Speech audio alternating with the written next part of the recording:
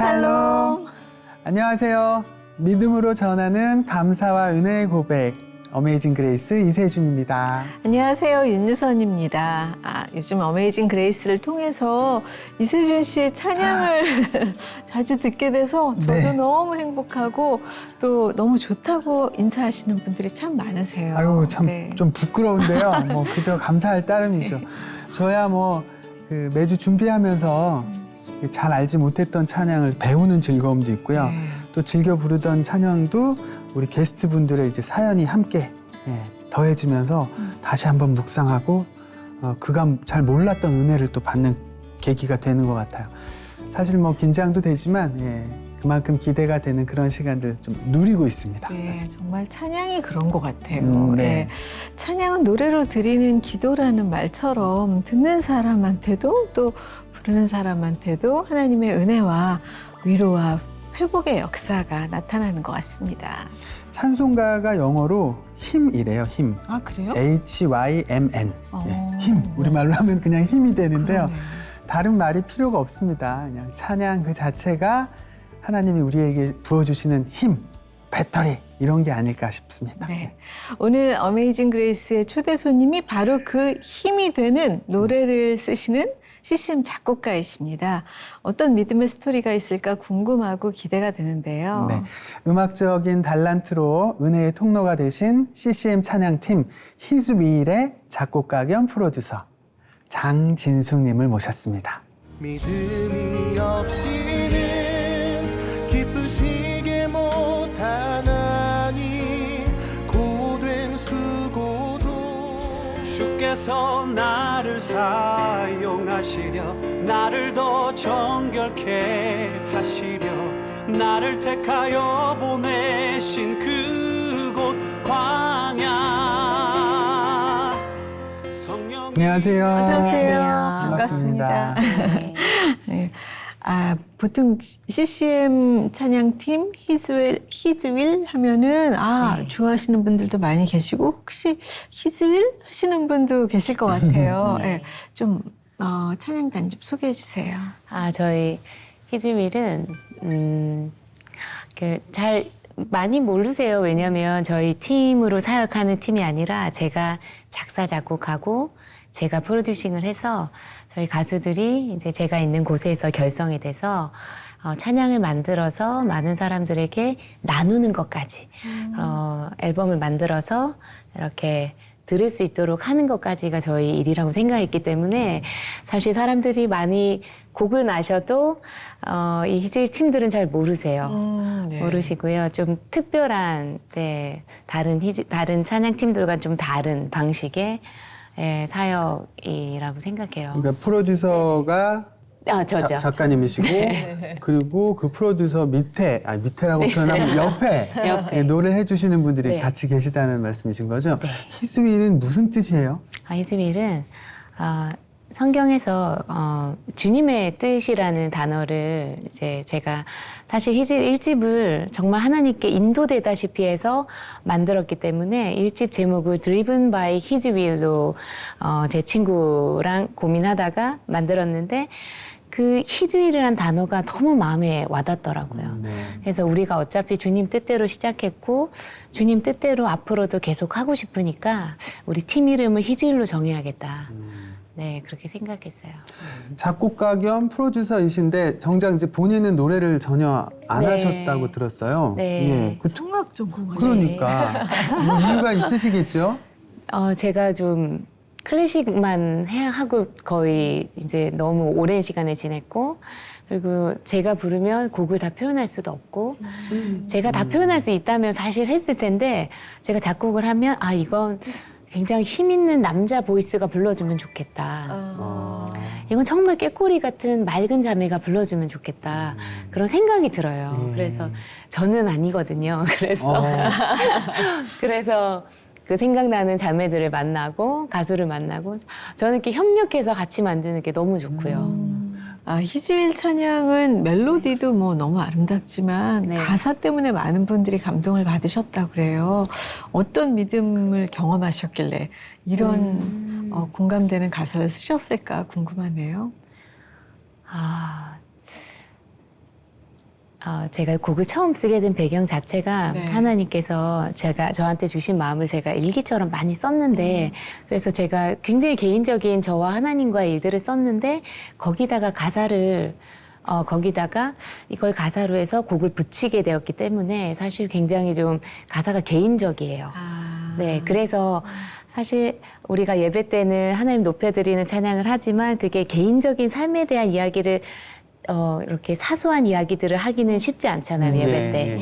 아마 그래서 그런 고백으로 쓴 찬양이 좀, 내 얘기 같은데 라고 생각하시는 것 같아요. 그러네요. 일기니까 정말 네. 진솔한 내 얘기가 네. 될 것 같은데 어떤 일기를 많이 쓰셨었을까요? 제가 좀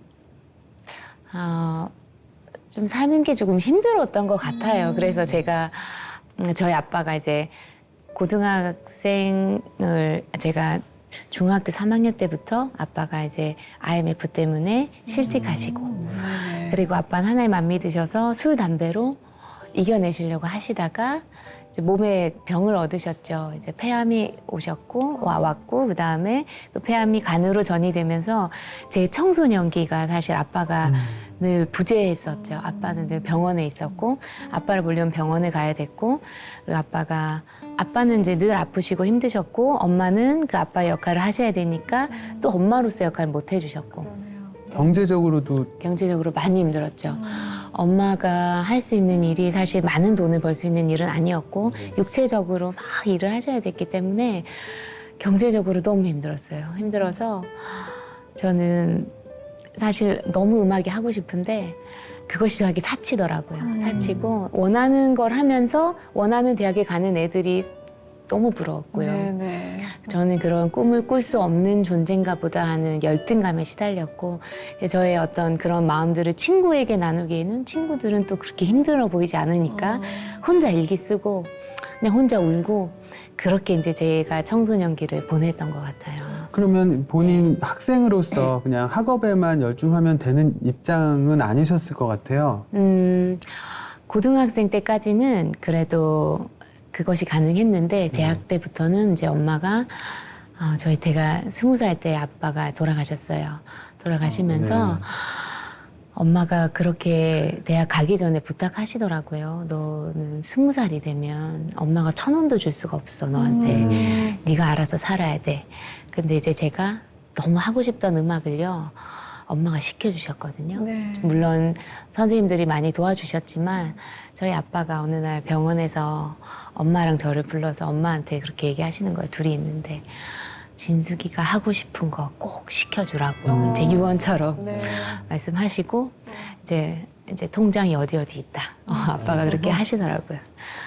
그래서 제가 대학은 제가 너무 하고 싶은 음악을 할 수 있었어요. 음대 네, 음대 진학해서 성악을 공부를 했어요. 성악 공부는 이제 너무 즐거웠지만 사실 거기에 성악을 하러 들어오는 친구들, 음악하는 친구들은 저처럼 힘들게 사는 친구가 없었거든요. 네, 그렇죠. 네. 없었기 때문에 저는 차비, 밥값, 그리고 뭐 그냥 모든 제가 살아야 하는 돈은 제가 벌어야 했기 때문에 공부도 장학금을 받아야 됐었고 그래서 그때 제가 하나님을 처음으로 제가 하늘에만 모셔두다가 어릴 때부터 교회 다녔으니까 네. 하나님 살아계신 건 당연히 알고 있지만 제 삶과는 상관이 없었거든요. 근데 살기가 너무 힘드니까요. 하나님이 정말 살아계세요 하는 기도가 나오더라고요. 그런 기도가 나와서 제가 하나님 그 기도를 기뻐하셨어요. 왜냐하면 제가 그냥 형식적으로 늘 예배 드리다가 진짜 제가 하나님 살아계신지를 따져서 물으면서 하나님이 진짜로 제 아빠면 제가 차비하고 밥값은 걱정 안 하게 해주시라고. 그게 부모님이 해주셔야 되는 거 아니냐고. 하나님 저희 아빠면 한 달에 20만 원 차비 밥값 주시라고 기도했어요. 20만 원. 그랬는데 딱 제가 20만 원을 벌면서 학교를 다닐 수 있게 하시더라고요. 네. 전화가 막 와서 우리 아이 레슨 좀 부탁한다고 제가 모르는 분들이 그렇게 해서 레슨 자리가 들어오고 네. 그걸 계산해 보니까 20만 원이더라고요. 좀 더 말씀드릴 걸. 좀 더. 그럴 줄 알았으면 할 걸. 그렇게 하고서 제가 그렇게 경험하는 거네요. 하나님을 제가 제 삶의 자리로 처음으로 초청했던 거죠. 그 전까지는 하나님은 너무나 위대하시지만 나 같은 사람의 삶 아주 작은 부분에 무슨 관심이 있으실까라는 그런 존재였던 것 같아요. 그렇죠.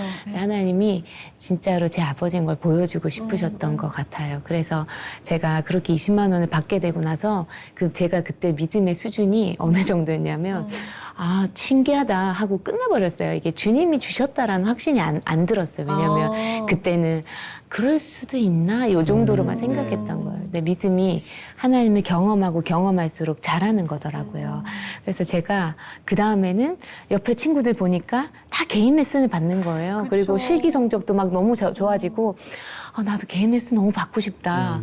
근데 개인 레슨 받으려면 어느 정도 돈이 더 필요한데 그래서 제가 그 돈을 하나님께 구했어야 됐는데 제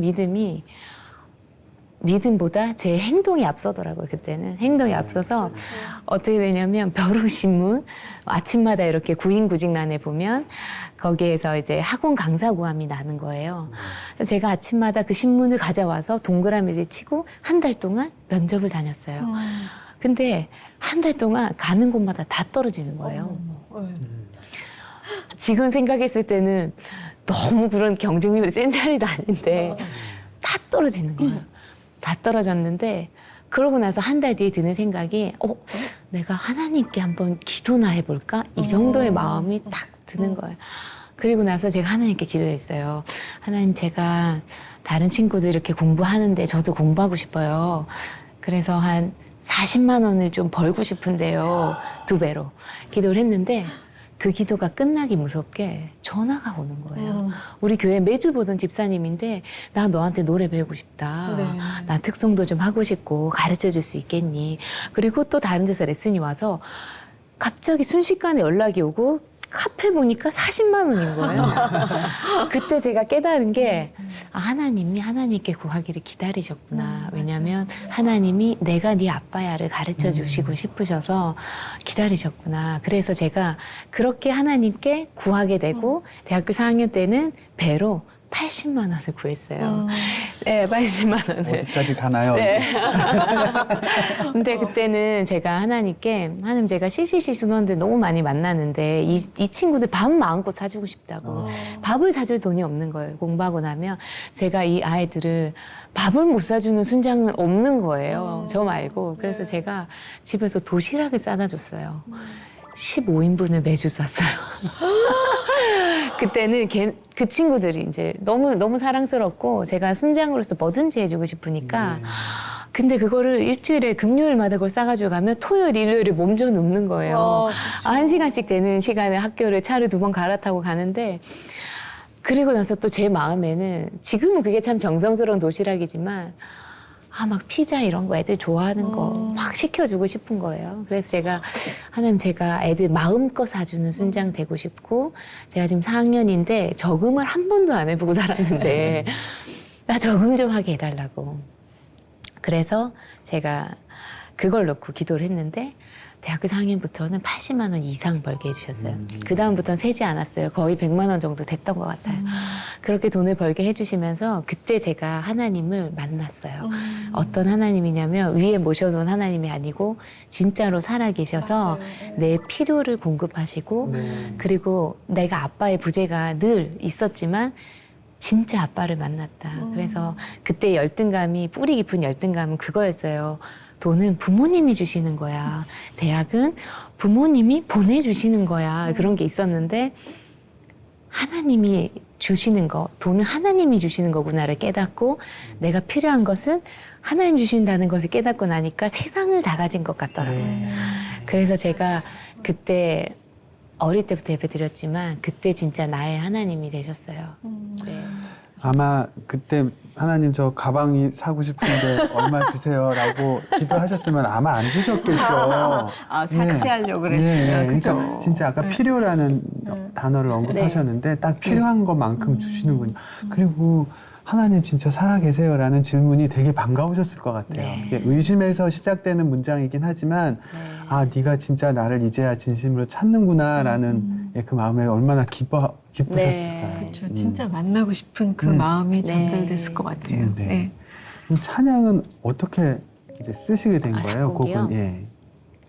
제가 그렇게 하나님을 만나고 저는 이제 노래를 하는 게 좋았기 때문에 당연히 유학을 간다 또는 어떤 내 목소리를 개발해서 아무튼 주님 위해서 산다 이런 마음이 있었는데 작곡은 한 번도 해본 적이 없어요. 배운 적도 없고. 근데 제가 대학을 졸업하면서 시립합창단에 들어가게 됐어요.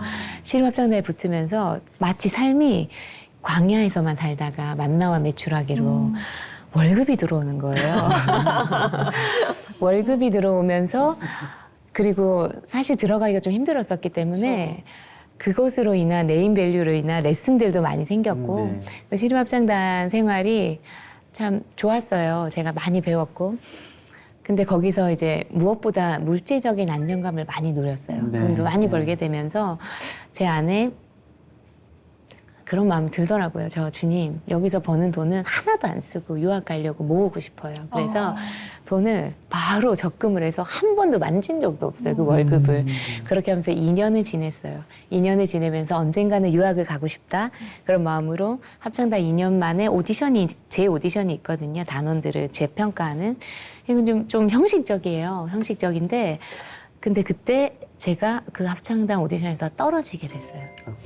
네, 떨어지게 되면서 직장이 하루아침에 없어졌잖아요. 직장이 하루아침에 없어지면서 제 안에 그 결과를 보는 순간 엄청난 두려움과 또 이제 어떻게 보면 제가 돈으로부터 모아놓은 돈으로부터 안정감을 누렸고 또 그런 직장이라는 것이 나를 보호해주고 있었는데 다시 광야로 쫓겨난 네. 것 같은 마음이 드는 거예요. 근데 그때 정말 희한한 게 그 마음이 나 이제 어떡하지? 엄마한테 뭐라고 얘기하지? 엄마가 너무 힘드실 텐데 막 이런 마음이 드는가 동시에 지금이 바로 하나님께 너의 믿음을 보여드릴 순간이야. 너 지금 하나님께 감사해봐. 하나님이 깜짝 놀라서 너무 기뻐하실 거야. 막 이런 마음이 드는 거예요, 제 안에. 지금 믿음으로 감사를 하자. 근데 제 마음에 지금 감사할 게 없는데 라는 마음과 동시에 네. 그런 마음이 드는 거예요. 너 지나고 나면 항상 감사하잖아. 지나고 나면 다 감사할 거였잖아. 그러니까 미리 땡겨서 감사해. 미리 땡겨서 감사해라는 마음이 드는 거예요. 그래서 제가 들어본 적도 없는 말이지만 그럼 미리 땡겨서 감사를 해보자라는 생각으로 무릎을 꿇었어요. 그때. 세상에. 그 합창단이 떨어진과 동시에 제가 하나님께 무릎을 꿇고 하나님은 늘 저에게 좋은 것만 주시죠. 이것도 이 떨어진 것도 저에게 가장 좋은 거 주신 거죠. 그런 마음이 그렇게 기도하면서 하나님 제가 미리 땡겨서 감사할게요. 너무 감사드려요. 그리고 주님께서 이전보다 더 좋은 곳으로 저를 보내시려고 이렇게 하신 거죠. 전 그것도 믿어요. 하고 기도를 드리는 순간 제 안에 두려움 이런 게 사라지고 엄청난 평안이 몰려오면서 갑자기 기대가 넘치는 거예요. 나 이제 어디로 가지? 뭐 하려고 하시려고 하나님이 나를 떨어뜨리셨을까? 기대된다? 좀 이상한 반응이죠. 믿음의 반응이 일어났던 거예요.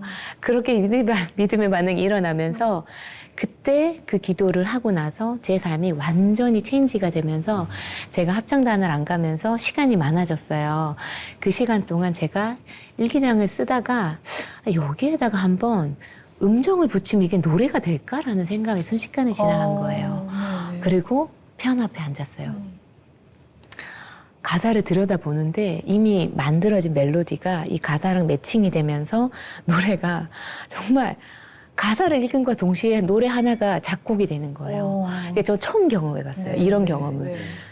음악 작곡을 이렇게 하는 건가? 라고 뭐 물을 사람도 없고 어떻게 할 사람도 없이 그냥 곡이 쭉 만들어지는데 저는 사실 성악을 했지만 남이 만들어준 곡만 불러봤잖아요. 이거를 어떻게 받아써야 될지를 모르겠더라고요. 그래서 받아쓰기 하는데 훨씬 오래 걸렸어요. 그래서 제가 한 달 동안 합창단이 이렇게 떨어지고 그리고 나서 곧 그 한 달 동안 30곡을 썼어요. 30곡을 하루에 한 곡씩. 하루에 한 곡 말고 하루에 뭐 두세 곡 쓴 날도 있고 어떤 날은 바쁘니까 못 쓴 날도 네. 있고 이런데 하루에 칸타타 한 곡을 쓴 적이 있어요. 칸타타 하나를 꼭 한 6곡 정도를 쓴 적이 있어요.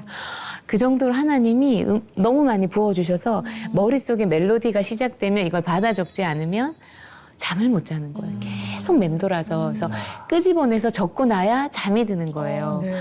그런 너무 신기하고 놀라운 경험을 시작하면서 네 그렇게 제가 곡을 쓰게 됐어요. 아, 근데 어찌 하나님이 얼마나 어여삐 보셨으면 네. 이렇게 다 예비해서 막 부어주셨을까 하는 생각이 드네요. 네. 네.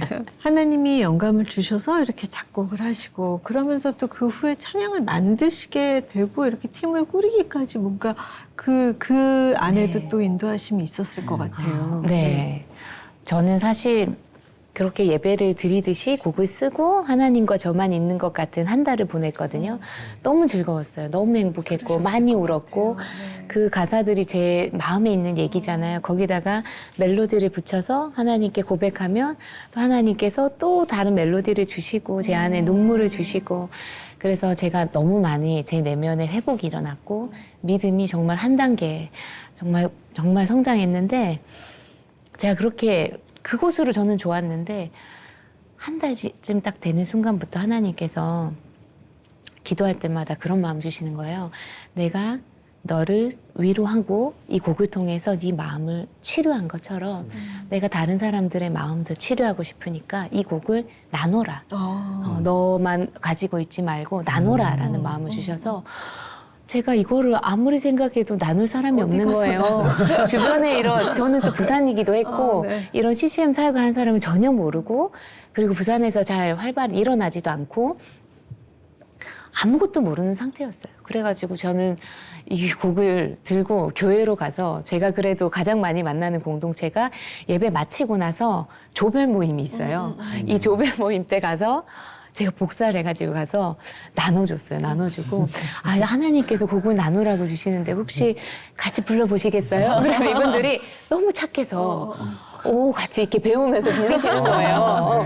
같이 부르시면서 곡 좋다 이렇게 부르시는 거예요. 그러고 나서 집에 가면 하나님이 항상 저한테 아니야 더 많은 사람하고 나눠. 더 많은 사람하고 나눠. 근데 방법을 모르겠더라고요. 생각도 안 나고. 근데 그렇게 하다가 이제 그 주일이 지나고 그 조별 모임에 있었던 오빠 한 명이 전화가 왔어요. 제 얘기를 들었잖아요. 하나님 나누라고 하셔서 이분이 전화가 와서 내가 갑자기 생각났는데 내가 음향 관련 그 일을 하시는 분이었어요. 그래서 내가 이 음향 관련하는 거래처에서 그 거래처에서 CCM 앨범을 냈다고 하더라. 너 한번 가볼래? 그래서 제가 그 전에 기도했거든요. 하나님께서 원하시면 길을 열어주시고 만날 사람을 붙여주세요. 기도했는데 그 전화가 온과 동시에 이거는 주님이 주시는 만남 같다라는 생각이 들어서 가겠다고. 무조건 가겠다고. 그래서 시간 맞춰서 갔어요. 근데 그쪽에서도 이제 저라는 사람이 온다는 얘기를 들었잖아요. 그래서 기다리고 계셨던 거예요. 앨범을 작업하셨던 분이.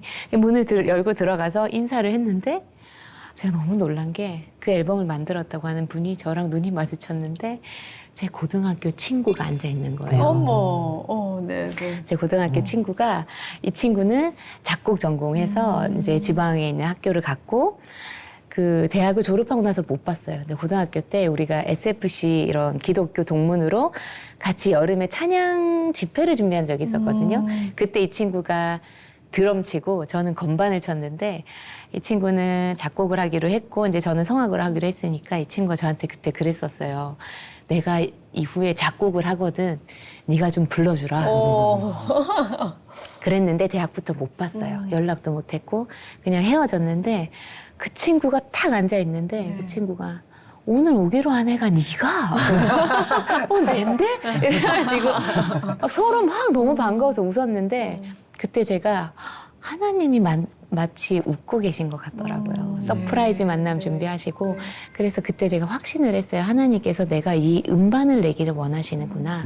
이 곡들로. 그래서 확신을 해서 음반 작업을 시작했어요. 네. 같이 그 친구랑. 그 친구랑 아직도 하고 있어요. 네. 저는 지금 시질이 지금 15년 됐거든요. 네. 작업 시작한 지 15년째 두 편곡자 같이 하고 있어요. 야. 네. 같이 결혼하는 거 보고 아기 낳는 거 보고 네. 그렇게 하고 있어요. 그렇게 해서 만든 첫 곡이 어떤 곡인지 너무 궁금하고. 자꾸 네. 첫 앨범에 제일 처음 제가 작곡을 한 곡이 신뢰라는 곡이에요. 1집에 있거든요. 신뢰. 네, 신뢰. 예. 곡은 예, 좀 불러주실 생각이신가 봐요. 네네네. 예, 시동, 좀 들려주세요. 거기서 시동 걸고 계신데요. 지금 많이 알려지진 않았지만 네.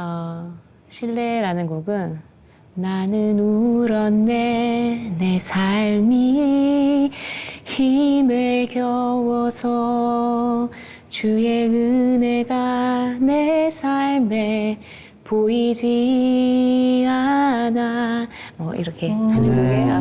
네. 아, 네. 가사가 좀 힘들었을 때 그 썼던 당시에 곡들. 또 그 글을 네. 적으실 때가 네. 막 연상이 돼요. 네. 희주일 앨범 작업을 조금 더 나누자면 제가 그 유학 가려고 했었잖아요. 그 유학 가려고 제가 이탈리아 어학원을 계속 다니던 때인데 하나님께서 내려놓으라는 마음을 주시더라고요. 네. 그래서 제가 그 친구를 만나서 작업하면서 이제 유학을 내려놨고 마음속에는 앨범을 내고 나서 떠나자 그런 마음이 있었어요. 그랬는데 제가 주님 제가 유학은 내려놓겠는데요. 앨범 낼 돈이 없는데요. 그랬더니 하나님께서 네가 돈이 없긴 왜 없니? 유학 가려고 모아놓은 그 돈이 있지 않니?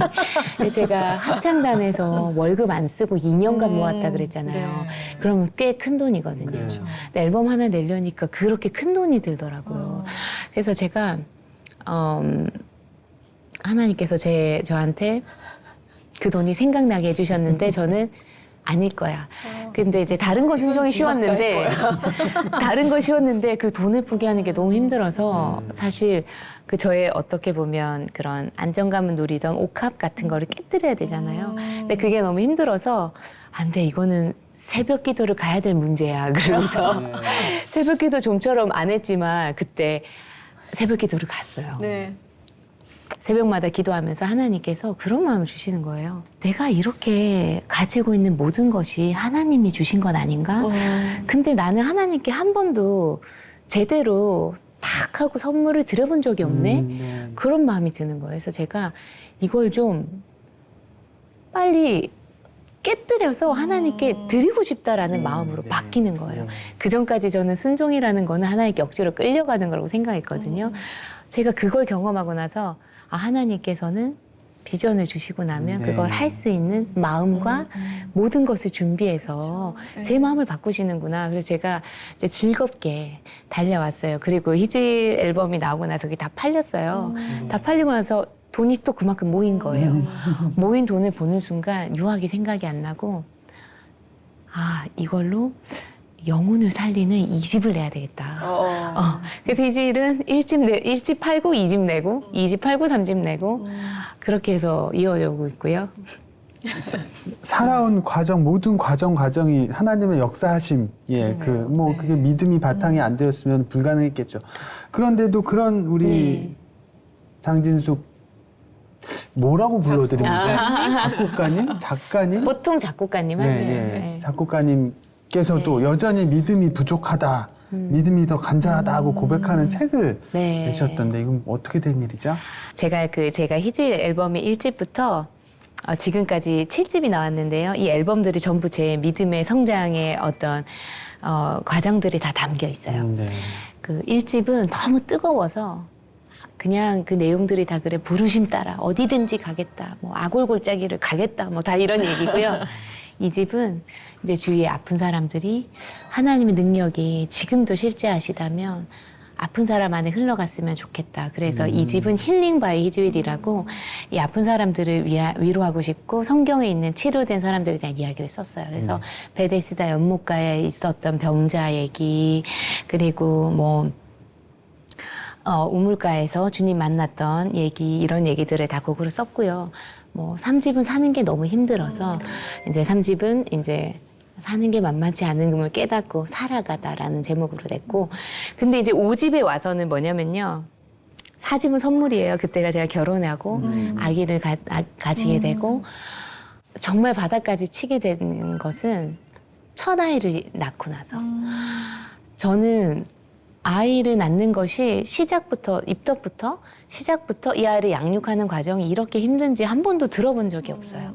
한 번도 들어본 적이 없는데 아이를 갖게 돼서 기뻤지만 기쁨은 잠시였고 출산까지 너무 힘들었고 그리고 이제 출산하는 동시에 자유구나 했는데 그때부터 이제 저는 나라는 생명 말고 다른 생명을 나처럼 챙겨야 하는 이 잠깐이라도 두고 내가 하고 싶은 걸 할 수 없는 상황이 정말 막 벗어날 수 없는 어떤 무언가에 갇힌 것 같더라고요. 그리고 우울감이 몰려오기 시작하고 우울증을 경험하면서 정말 하루를 살기가 힘들더라고요.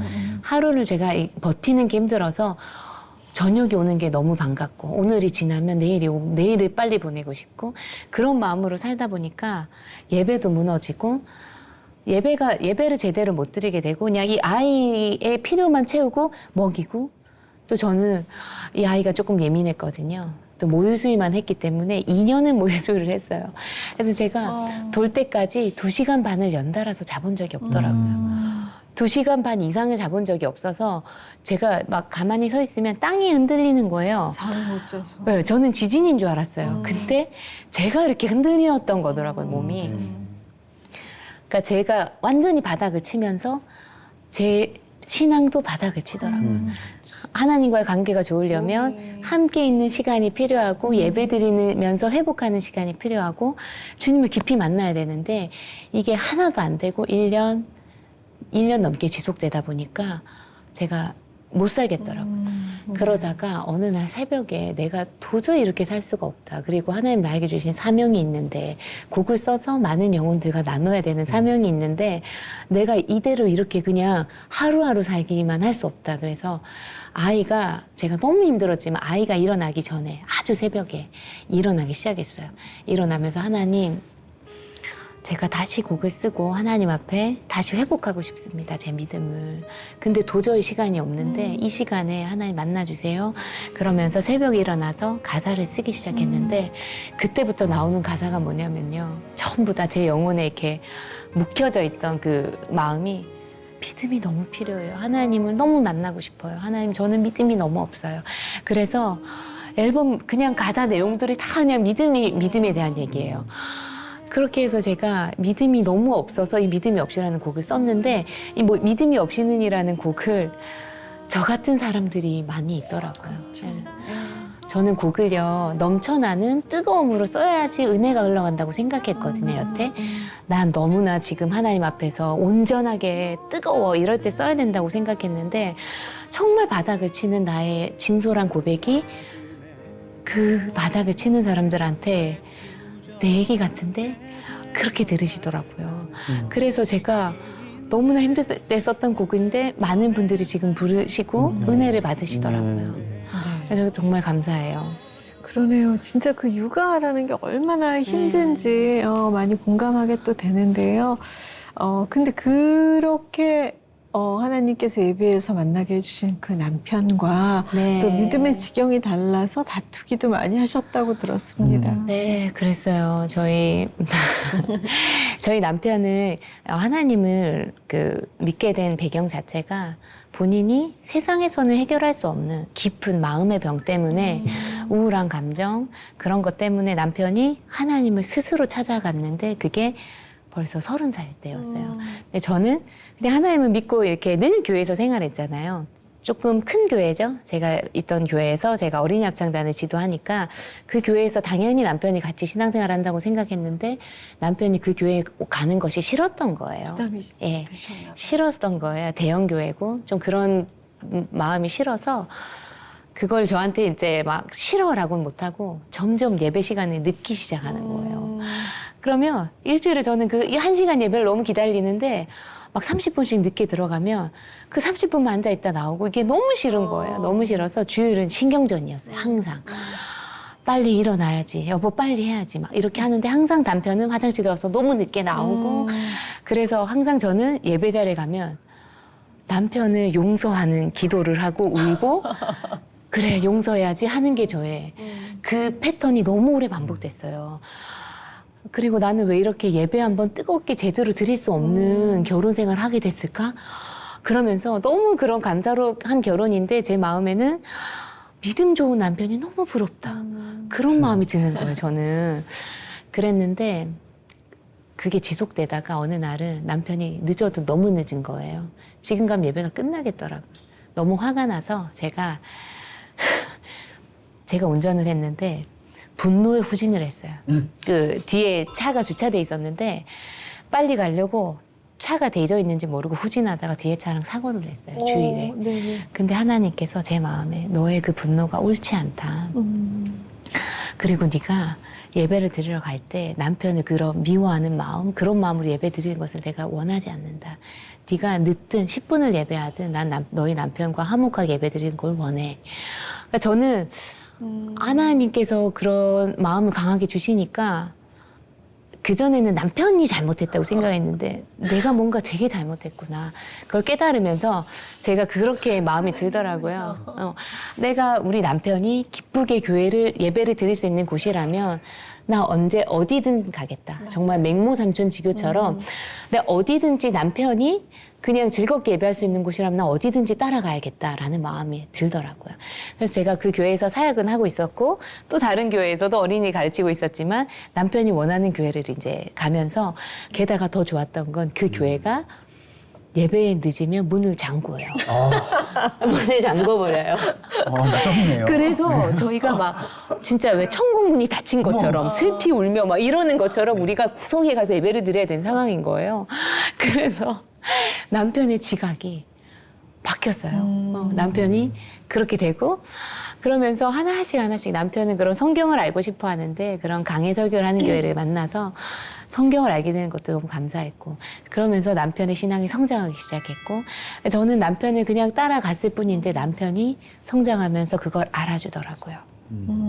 아니 뭐 이제 결혼도 하시고 가정 더 큰 의미의 가족도 그 안에서도 막 하나님 역사하심을 경험하시고 그 조금 더 하나님께 기대는 그런 계기들이 계속 일어나고 있는 것 같은데 앞으로는 또 앞으로 만들어 주실 음악에는 얼마나 많은 감사의 찬양이 또 채워질까 그것도 굉장히 기대가 되는데 뭐 새로운 계획 같은 게 있으실까요?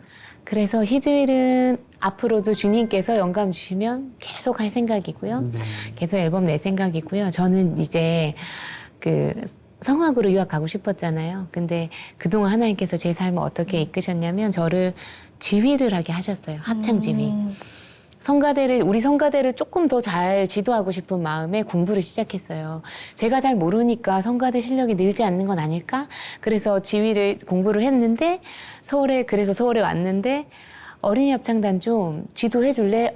다 창단이에요. 저는 무조건 맨 땅에 헤딩인데 3명 데리고 이제 만들어 줄래? 아시는 분이 부탁하셔서 그게 선화목적의 선화 어린이 합창단 시작이었어요. 그래서 1명씩 2명씩 더 모아서 와서 이 아이들 합창 지도하면서 너무 행복하더라고요. 그리고 이 아이들이 중학생이 되고 고등학생이 되고 계속 찬양하고 싶어서 계속 지도하고 이제는 대학생이 됐어요. 이 과정을 겪으면서 내가 이 아이들을 계속 지도하고 함께 늘 주님을 찬양하고 싶은데 이 성인이 된 이 친구들하고도 나는 너무 인풋이 없고 아웃풋만 있었다. 내가 10년 넘게 지휘하면서 쏟아내기만 했고 내가 나를 다시 돌아보고 채울 시간이 너무 필요하다라는 생각이 들더라고요. 그래서 내가 지금도 계속 끌고 갈 수는 있지만 내가 지금 스톱하면 앞으로 더 힘내서 달릴 수 있겠다는 생각이 들어서 유학을 이제 떠나요. 12월에. 아 진짜요? 곧 떠나요. 고대하던 유학을 어디로 가세요? 네, 영국으로요. 영국으로 저희 남편이과 저의 첫 그 대화였던 그 영국에서 가족이 같이 같이 가게 됐어요. 네. 너무 좋으시겠다. 그러네요. 뭐 지금 그래도 혼자가 아니라서 오히려 더 외롭지 않고 네. 행복한 유학길이 되지 않을까 하는 생각이 네. 드는데요. 끝으로 네. 어메이징 그레이스 공식 질문이 있습니다. 나의 하나님은 어떤 하나님일까요? 저의 하나님은 내가 너의 진짜 아빠야. 너가 필요한 거, 네 마음에 원하는 것, 네. 너의 마음에 있는 모든 것들 나에게 얘기해.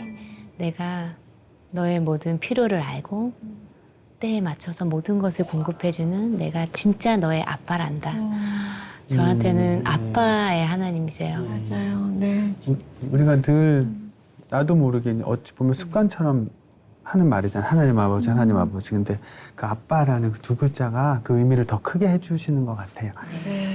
자, 그 젊은 날에는 그 삶의 고난함을 네. 예, 믿음으로 그냥 견디면서 노래를 하셨다면 이제는 뭐 가족도 생기고 책임감도 생기고 더 큰 꿈도 있고 예, 앞으로 찬양이 더욱더 진짜 기대가 많이 됩니다. 네. 예. 네.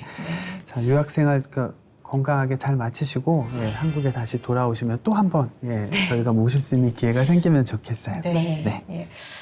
오늘 함께 해주셔서 너무 감사드리고요. 네. 자, 이제 어메이징 그레이스 아주 특별한 시간 이세준의 노래 선물 시간인데요. 네. 세준 씨 오늘은 뭐 찬양이 정해졌네요. 그쵸. 할 곡이 너무 많아서 아니. 어떤 곡을 고르셨을까요? 그 아까 5집 앨범 타이틀곡 예, 네. 믿음이 없이는 예. 사실 요즘 내가 많이 믿음이 부족한 것 같아라는 말에서 누구와 자유로울 수 있나 싶어요. 예, 맞아요. 저도 마찬가지고요. 네, 네. 저도 이 찬양 이제 오늘을 위해서 제가 좀 또 연습을 하면서 너무나 은혜를 많이 받았고 뭐 작곡가님께서 앞에 계시니까 부담스럽긴 하지만 그래도 제가 느낀 바, 예, 제가 하나님께 전하고 싶은 바 그대로 한번 담아서 불러드릴게요. 뒤에는 좀 같이 불러주시면 어떨까요? 네, 예, 네, 예. 네. 노력하겠습니다. 네. 네, 이세준의 선물 이 시간에 아름다운 찬양 부르는 들으시면서 부르는 저희도 또 들으시는 여러분도 아버지 하나님을 만나는 그런 은혜의 선물이 되길 바랍니다. 놀라운 하나님의 은혜에 대한 감동과 감사의 고백 어메이징 그레이스 오늘 여기까지 함께 하겠습니다. 감사합니다. 감사합니다. 감사합니다.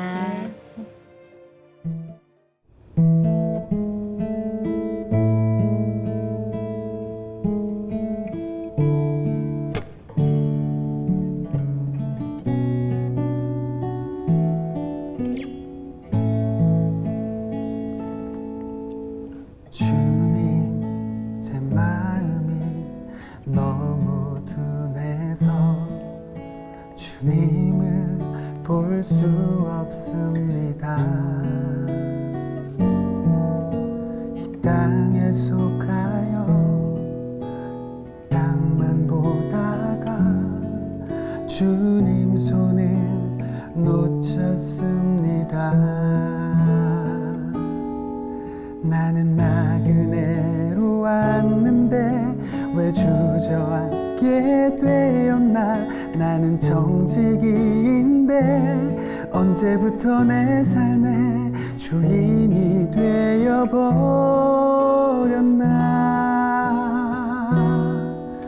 믿음이 없이는 기쁘시게 못하나니 고된 수고도 다 헛될 뿐이라. 믿음이 없어서 무너진 삶의 모든 자리에 다시 주님을 기다립니다. 믿음이 없이는 기쁘시게 못하나니 고된 수고도 다 헛될 뿐이라. 믿음이 없어서 무너진 삶의 모든 자리에 다시 주님을 기다립니다. 다시 주님을 기다립니다.